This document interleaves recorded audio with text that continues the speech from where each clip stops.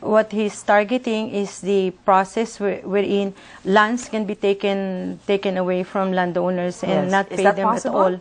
Actually, it's confiscatory, and before you can do that, maybe they have to change the constitution and change the provision about property rights. Okay. Like, for example, of course, we can no longer feed our people because of the shrinking agricultural lands because of conversion. Now, what are we going to, what are we going to do about it? Are we going to allow more conversion, or? And then she's saying something like, let's fight so we will have enough food. Let's fight for illegal rice importation. If it can be done, the government should be the one to do it.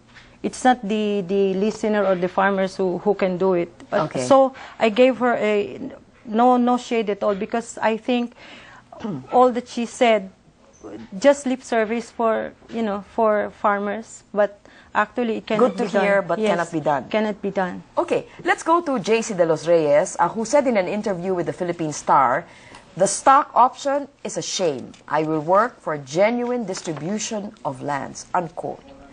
What did you make of that statement, Marivic? Well, it's a negative campaign because it just mentions the stock distribution program. It's one of many exemptions that are found in the original Comprehensive Agrarian Reform Law passed during the time of Cory Aquino. And of course, it's very important to take a look at the options in agrarian reform.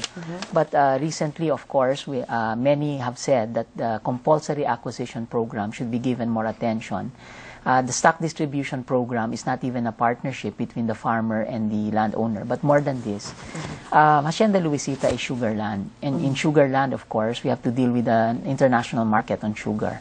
And therefore, there has to be clearer options or more creative solutions in terms of dealing with sugar land, but primarily based, of course, on the possibility of actually doing compulsory acquisition.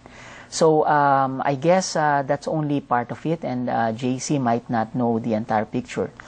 He does mention, of course, the need for self-sufficiency, which is a plus, and that he will encourage productivity on the basis of new technologies to be introduced and support infrastructure. Okay. Yes. All right. So for that, you gave him a grade? I gave him a grade of 1/4. A quarter shade. And you, Elvie, use again? Yeah. Actually, stock distribution option is no longer included in the new bill, which is RA 9700. And if he knew that, maybe he will not carry that as part of his platform. Okay. Maybe the ignorance of what of the provisions of the present law about agrarian reform. All of them should at least have taken a good look on the good provisions and the bad ones. Okay. And for that, for JC De Los Reyes, for even mentioning about stock distribution option, which is no longer part of our present agrarian reform, I gave him no shade. No shade at all. Okay, let's go to environmentalist Nick Perlas. In his website, he said he will speed up the implementation of agrarian reform on private lands. He also had this to say. Let's listen to this. If we also transform yung methods of agriculture away from chemical-intensive farming, which is capital-intensive, and towards organic ecological agriculture without reduction of yields, this will also increase the employment rate. All right, let's begin with Marivic. What's your grade for him? My grade for Nick Perlas is 1/2. He has a different approach to the agrarian question. He doesn't look simply at the tenure issue, the ownership issue, but looks at the technology that is involved. But I'm afraid that his proposals are difficult to implement at best. Some of it might not be feasible in the next presidency. So my grade is 1/2. Half a shade. Okay. And you, Elvie? Perla's view on agrarian reform is quite specific. Okay. But then, again, if he reviewed the provisions of RA 9700, all of that has already been provided in the present law. It's just a matter of how the next president will implement it. So you're saying I gave him a grade also. I gave him a grade also of 1/2 shade. At least he knows what he's talking about. He knows what he's talking about, but it's already supposed to be in motion. Yes, right. it's there already. It's nothing new. You can stand on it. Legally stand on the provision for you to be able to implement. Most of it are support services, actually, what you mentioned. both of you agree on the half shade for Perlas. So this is the first grade that you both approve of. Brother Eddie Villanueva said in his platform that he wants to study the proposal to fuse DAR and the DA.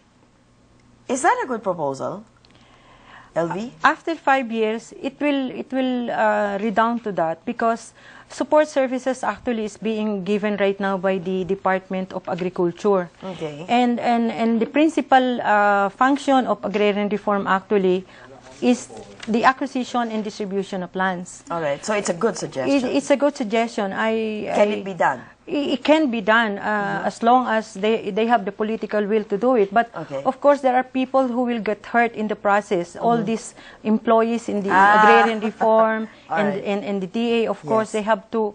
The department will have to be trimmed. Yes. And what grade did you give him? I gave him 1/4 shade. All right, Marivic. It's a good concept, but would you want to deal with the bureaucracies infighting first before you actually do compulsory acquisition, which is essential?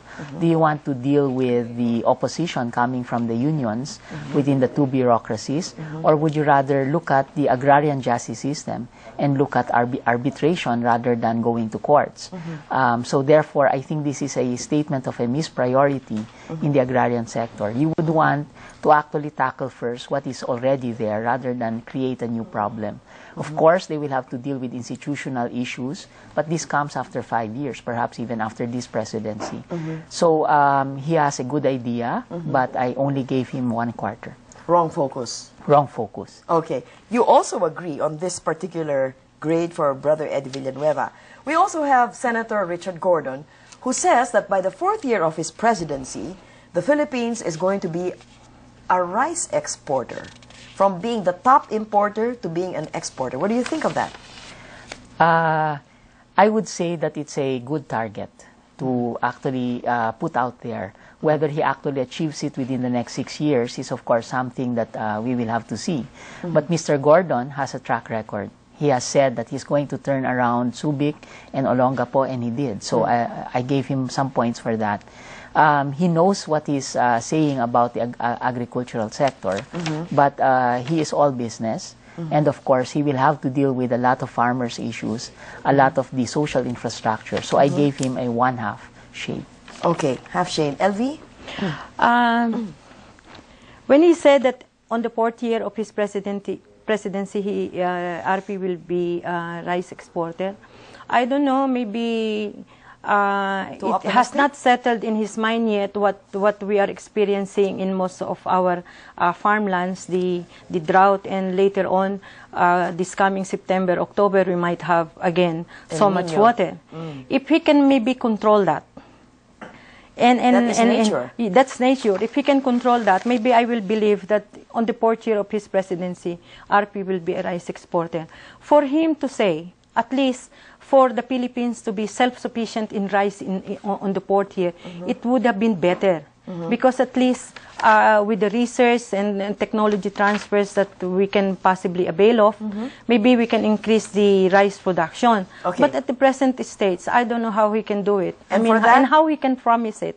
I gave him 1/4. 1/2? No. 1/4. Sorry. Oh, so you and Marivic don't agree on that? Yes. Well, we're just getting heated and started on this whole thing. Gilberto Teodoro, former President Joseph Estrada, Senators Manny Villar and Noynoy Aquino are up next on the platform. Please stay.